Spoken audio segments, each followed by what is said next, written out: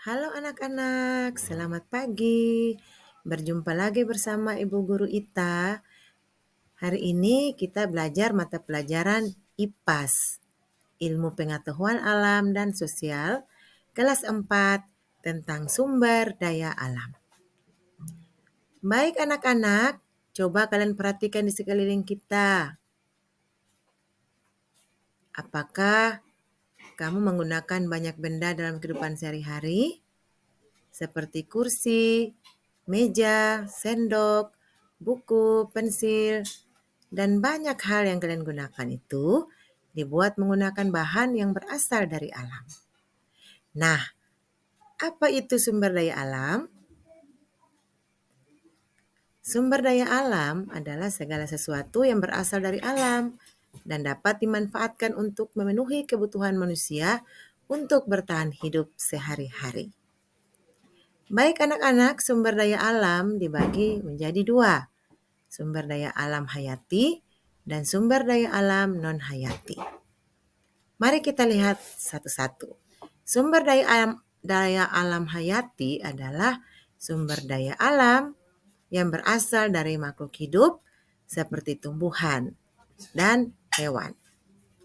Tumbuhan contohnya seperti padi, jagung, buah-buahan, sayur-sayuran, kayu, dan juga yang lain.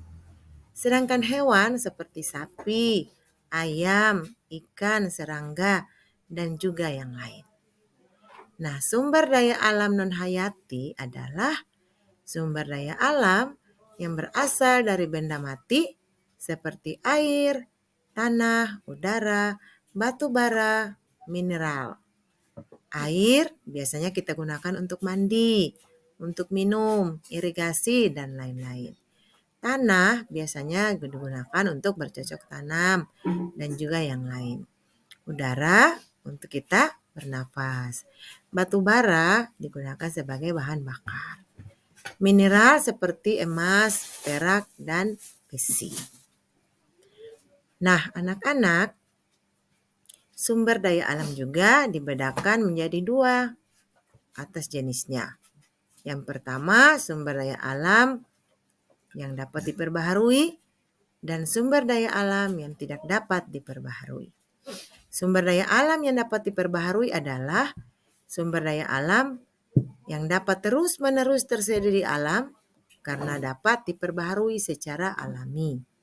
Sedangkan sumber daya alam yang tidak dapat diperbaharui adalah sumber daya alam yang jumlahnya terbatas dan membutuhkan waktu yang sangat lama untuk terbentuk kembali. Nah, mari kita lihat contohnya. Contoh sumber daya alam yang dapat diperbaharui.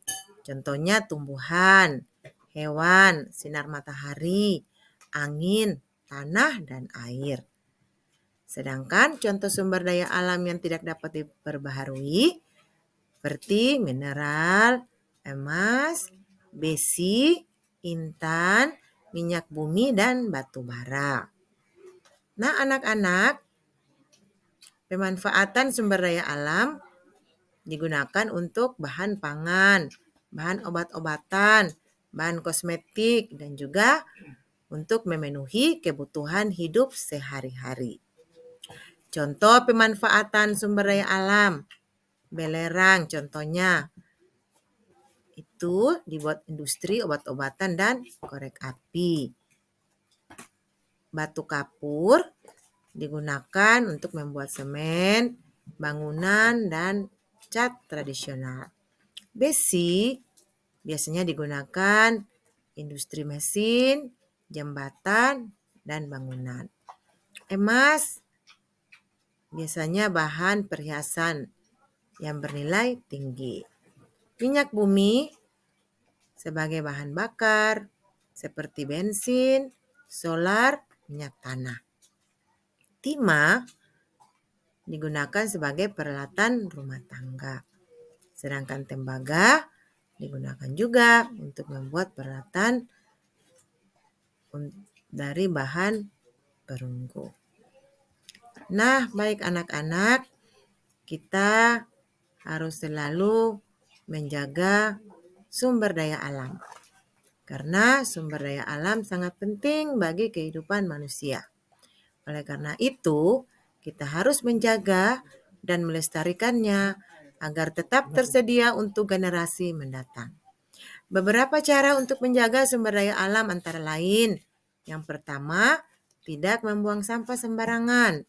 Yang kedua, menghemat penggunaan air. Yang ketiga, menghemat penggunaan listrik.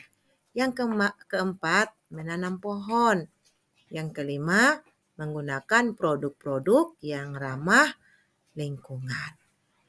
Baik anak-anak, kesimpulan dari pembelajaran kita hari ini bahwa sumber daya alam adalah kekayaan yang sangat berharga bagi kehidupan kita. Karena itu, kita semua harus bijak dalam memanfaatkannya agar tidak habis dan tetap lestari untuk generasi mendatang. Terima kasih. Semoga materi ini bermanfaat. Sampai berjumpa lagi bersama Ibu Guru Ita untuk mata pelajaran yang lain.